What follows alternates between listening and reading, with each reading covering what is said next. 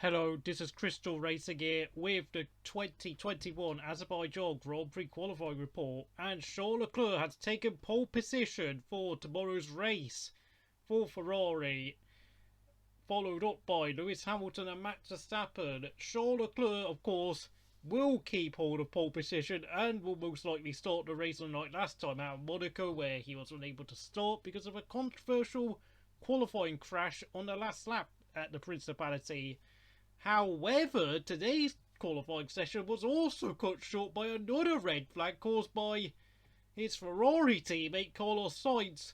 Although initially the red flag had actually came out for Yuki Tsunoda, who crashed, but then of course Carlos Sainz was forced to take evading action and spun and glanced one of the concrete barriers toward after he spun, meaning that they had no choice but to throw out what was the fourth red flag of what was a chaotic qualifying session. Pierre Gasly was just 0.02 of a second slower than Max. Goodness me, Pierre Gasly is just absolutely phenomenal. Okay, yeah, he might not have the race pace or so like Max Verstappen, but when you look at Perez and when you look at Gasly, I know Gasly has a poor relationship with Herbert Marko, but seriously, Herbert Marko needs to take that chip off his shoulder and realise Gasly should be in the second Red Bull, because Pierre is just lightning fast. And then of course Carlos Sainz, the guy who was involved in the red flag, qualified 5th. I will say I think Carlos will be very disappointed with his qualifying performance, if I'm going to be honest, because he was close to Leclerc in Q1 and Q2, but of course, because of the whole Yuki thing, he wasn't able to improve his time, and his initial first lap in Q3 was a bit mediocre, meaning he'll be starting down in 5th. And because of Ferrari's poor race pace, probably will finish like 4th at best.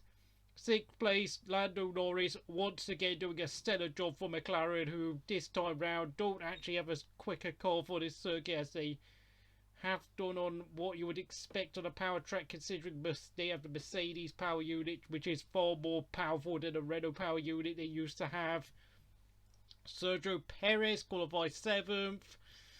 Okay, yeah, he's about just over 3/10 slower than Max, but gotta do a bit better than that, to be honest. It's kind of not that much better than what Albon was doing. 8th, Yuki Tsunoda, big improvement, was very close to Gasly in Q2 and of course Q1. He was actually quicker than Gasly in Q2, but of course because of the whole if he had repeated the same lap time he did in Q2 as he for Q3, he would have actually qualified 6th. But of course, I think as we all know, he had to use the soft tyres for his Q2 run, because of course he isn't quite as proficient at being able to do fast laps on the medium tyres like Pierre Gasly does, but it was a good job from the young Japanese nonetheless. 9th place as Fernando Alonso, big improvement, big improvement. Really has struggled in qualifying so far this year, and he'll be pleased to get in the top 10. And Valtteri Bottas, P10.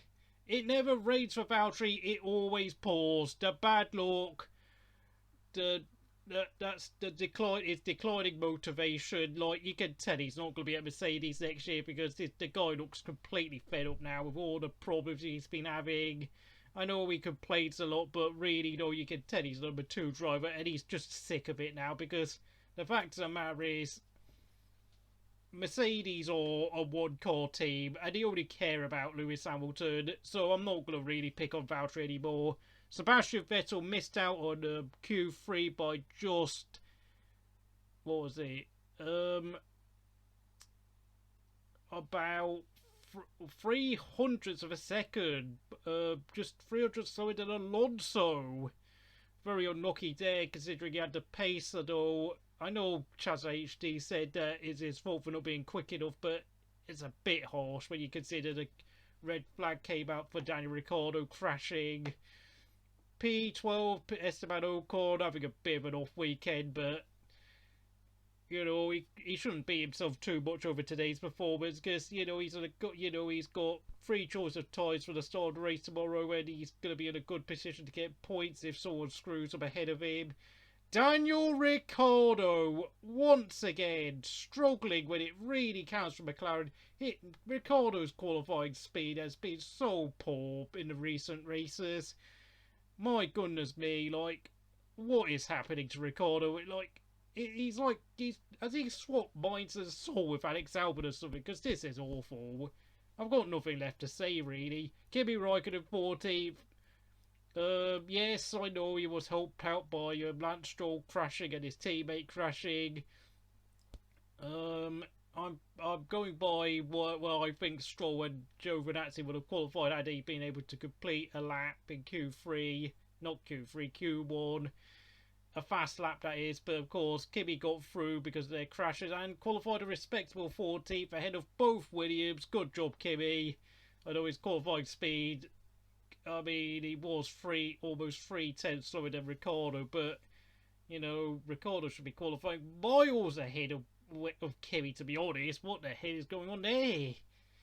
And then of course, you know, we get to the two horse Mick qualifying Mazepin by less than a tenth of a second. Don't really care about those two. I mean, Mick was about over a second slower than Latifi, which just sums up how bad that horse is.